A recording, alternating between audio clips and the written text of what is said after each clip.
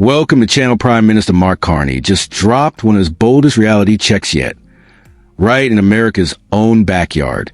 Speaking at the Council on Foreign Relations in New York, Carney outlined a strategy to outmaneuver Trump's America, strengthen Canada's global alliances, and show that Ottawa won't sit around waiting for Washington's approval. At one point, he even cracked a joke about Trump's tactics, sparking laughter across the room.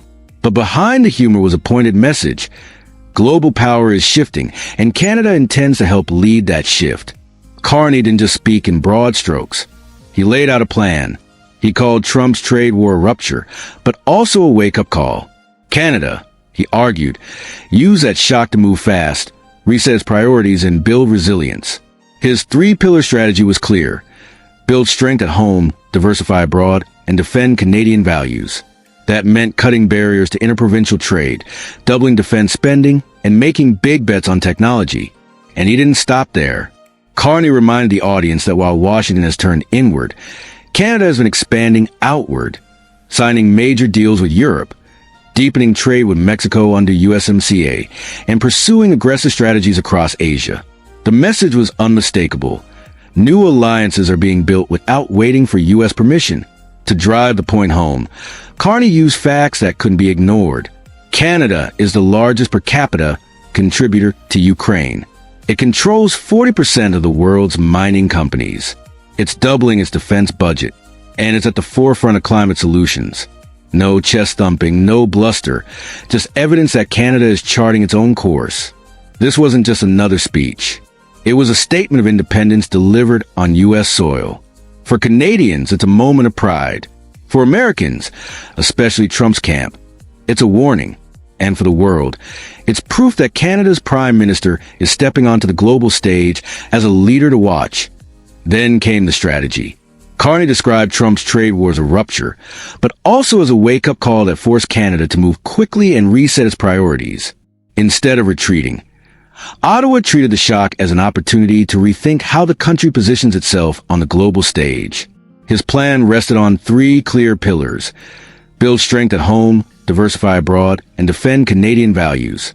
Each one, he stressed, wasn't just theory. It was action already underway. At home, Canada is breaking down barriers to interprovincial trade, making it easier for goods, services, and labor to flow freely within its own borders, unlocking growth from coast to coast. On defense, Carney emphasized Canada's decision to double military spending, not only to meet NATO commitments, but to ensure Canada is a reliable partner in an increasingly unstable world.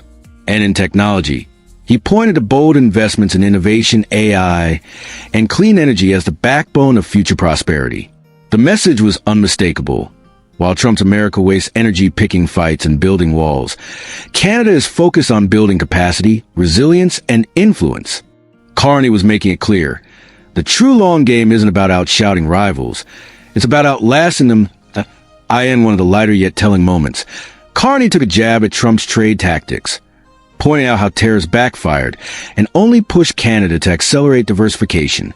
With a grin, he quipped that Trump had done more to bring Canada closer to Europe than any Canadian Prime Minister ever could. The room erupted in laughter, but the joke carried weight. Behind the humor was a serious message.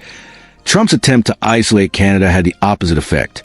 Instead of weakening Ottawa, they forced it to expand its global reach faster than anyone expected. Trade, once tied almost entirely to U.S., now flows more freely to Europe, Mexico, and Asia. Defense partnerships are being forged across the Atlantic. Canada's influence is stretching well beyond the shadow of Washington. Trump's attacks didn't break Canada. They strengthened it. What was meant as punishment became fuel for Canada's independence.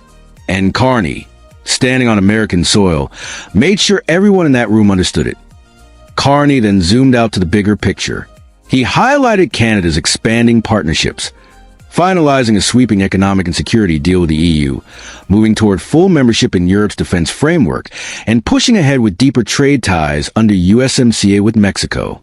At the same time, Ottawa is pursuing aggressive new strategies across Asia, from energy exports to technology cooperation. The contrast he drew was unmistakable. While Washington retreats into nationalism and short-term, transactional deals, global power is shifting elsewhere. Countries are forming new alliances, crafting long-term strategies and reshaping supply chains. And Canada is placing itself at the center of that transformation. This wasn't just foreign policy talk. It was a blueprint for how middle powers can thrive in a multipolar world. By broadening its economic base and strengthening its defense posture, Canada is reducing its reliance on the U.S.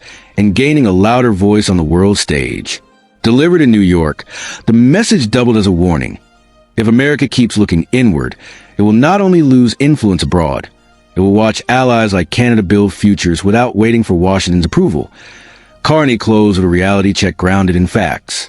Canada is the largest per capita contributor to Ukraine. It's doubling defense spending to meet the demands of a more dangerous world. It commands 40% of the world's mining companies, giving it a critical edge in the race for resources that will define the future economy. And it is leading the charge on climate solutions, positioning itself as a global hub for clean energy and innovation. There was no shouting, no theatrics, just cold, hard evidence that Canada no longer needs to depend on the United States for validation, protection, or direction. Carney's argument was clear. Canada is not a junior partner, not a follower, and certainly not the 51st state of America. In effect, he dismantled Trump's vision of a subservient Canada, right in front of an American audience. And he did it with facts that couldn't be laughed off, debated away, or ignored. For Canadians, it was a moment of pride. For Trump's America, it was a warning.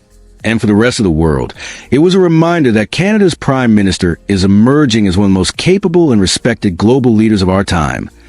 Mark Carney's talk at the Council on Foreign Relations wasn't just a speech. It was a showcase of confidence, wit, and leadership on the world stage. He reminded Americans that Trump's trade war didn't weaken Canada. It strengthened it. He gave them a blunt reality check on where global power is shifting. And he backed it all up with hard facts proving Canada is building a future free of U.S. control, while making the room laugh at Trump's expense. This was more than foreign policy. It was a declaration of independence. Carney's message was unmistakable. Canada stands tall. Canada won't be pushed around.